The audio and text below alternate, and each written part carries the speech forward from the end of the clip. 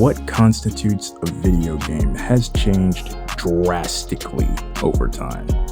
Pastime meant to just elicit joy and fun can nowadays often end with you feeling emotions other than joy and even raise questions about how you view the world around you. If you can make a several hour-long adventure with tight mechanics, addicting gameplay, and even satisfying story, then AAA to indie, you've got a hit. However, one thing that I like about the indie space is creators aren't always trying to give you fun. Some like to hide a message in their games, something that basically incepts the players so that way they walk away from the experience slightly enriched by it. This has led to provoking titles like Hotline Miami, Papers, Please, and Katana Zero, even giving way to more submersive titles such as Doki Doki Literature Club, Undertale, and even the game that I came to discuss with you today. As part of a money-saving challenge I did back when the Wrld ended, I bought about $60 worth of indie games on the eShop. One of them was this one. Watched the eShop video and thought, this sounds awesome, and it looks super simple. And it's on sale! Threw it in my cart, swiped my card, digitally collected my things, and left. This is usually where people say, naive me loaded up the game, happily bouncing in his seat as he watched that progress bar slowly mimic our good boy Mario. But it was 2020. And I wasn't in the best of places along with the rest of the planet, to be honest. So I was more looking to pass the time, which I did. For a bit. I played through the first 6 levels and thought the game was a great vibe, even if it had an odd presentation. Not sure why I didn't finish it then, because trust me, the alternate universe where I did would drastically change when Fight of Animals would get a video.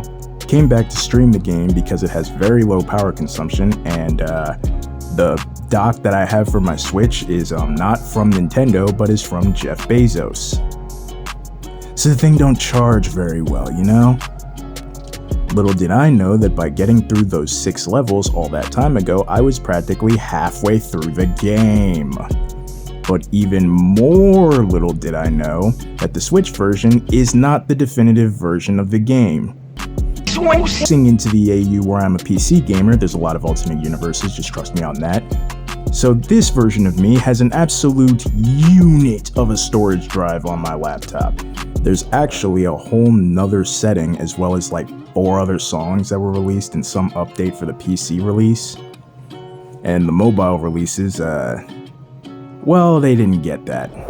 So, TBH, considering the fact that it's only one setting and 4 songs, I'm gonna be ignoring that bit, cause I don't have that. Hey, actual Oizi here.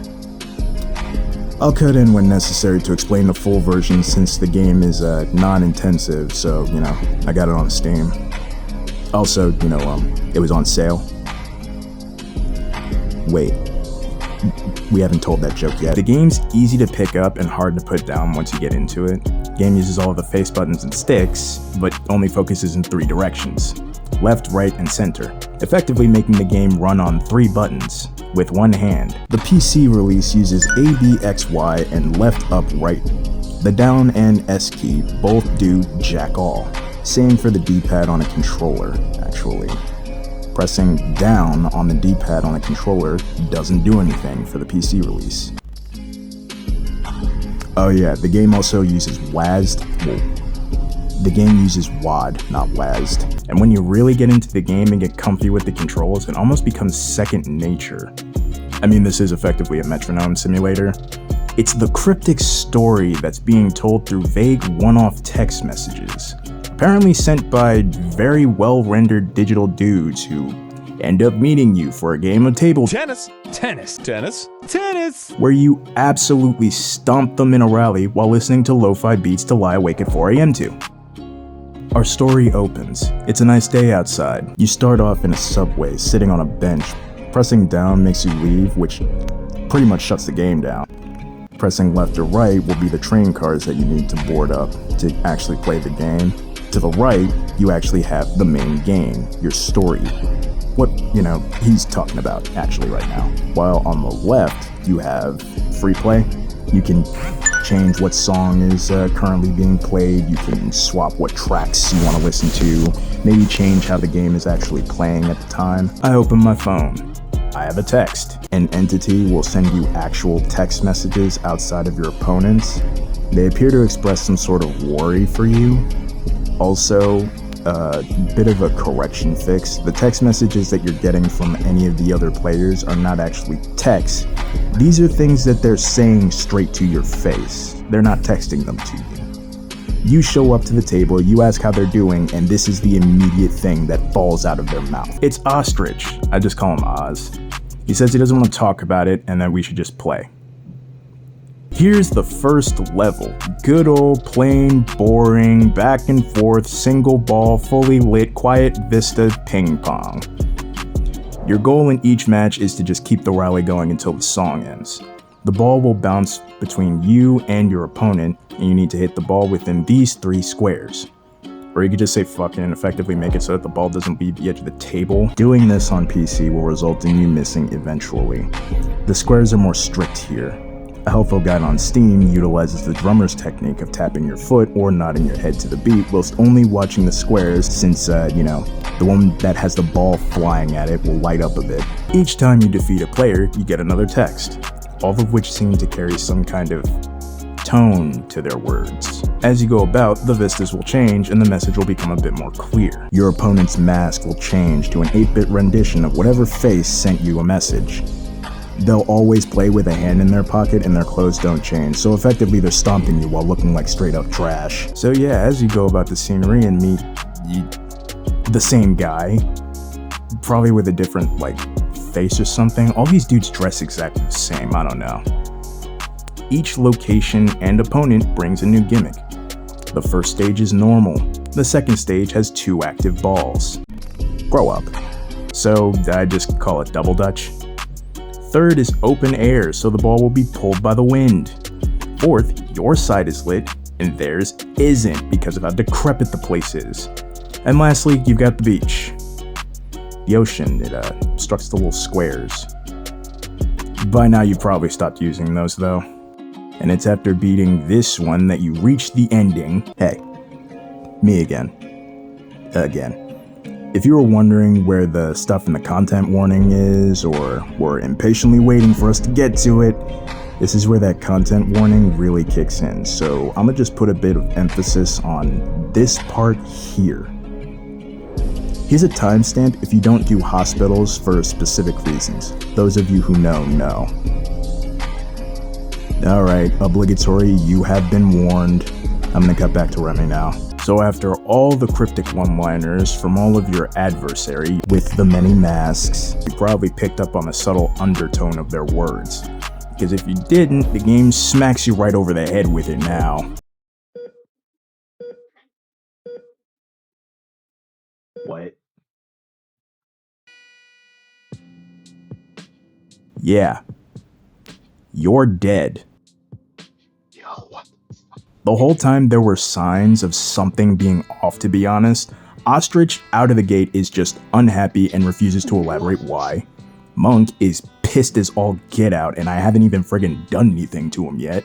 Fox seems to be begging someone for anything, even the freaking time of day. And Raven... well, Raven kind of is the only person here who knows what's up. These guys... well, this guy represents your psyche.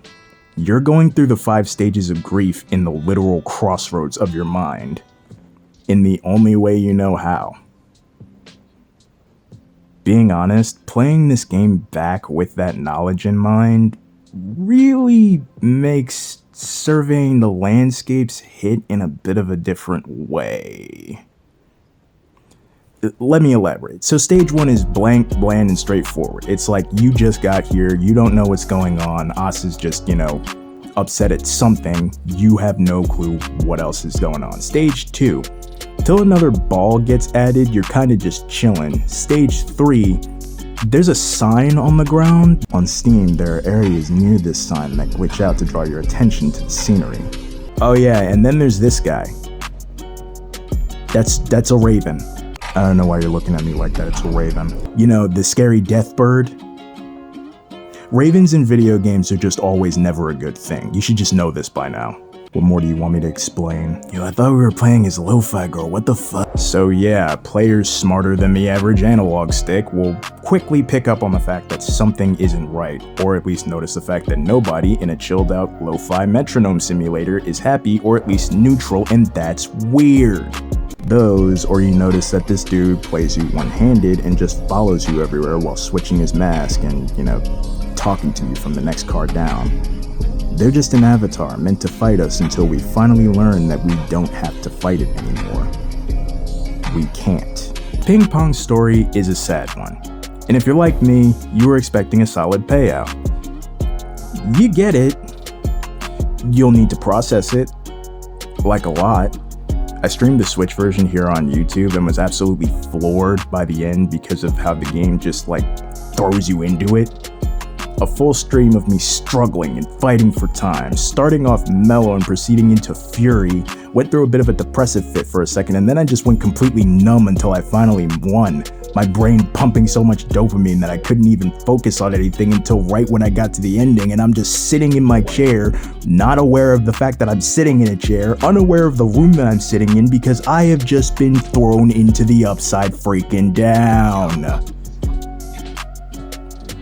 I was not prepared for that, is what I'm basically getting at.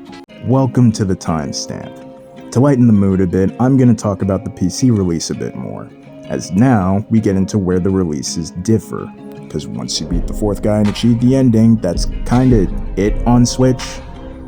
I mean, you do have the OST as a playlist, so that's cool.